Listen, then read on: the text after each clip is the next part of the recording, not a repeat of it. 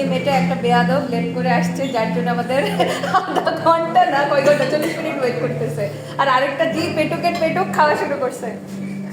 এটা কফি আর এটা ছিল নাই, কফিটা দরকার।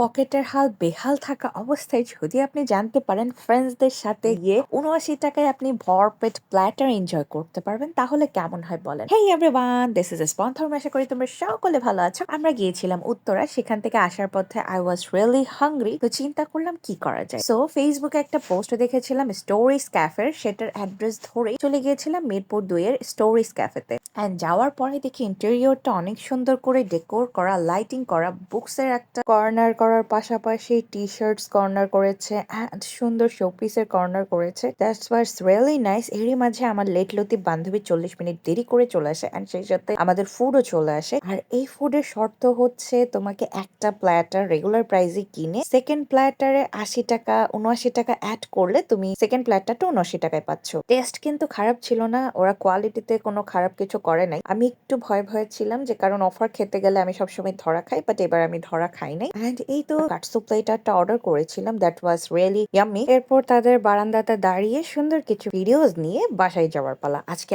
আসছি, আবারও দেখা হবে নতুন কোনো ভিডিওতে। টাটা।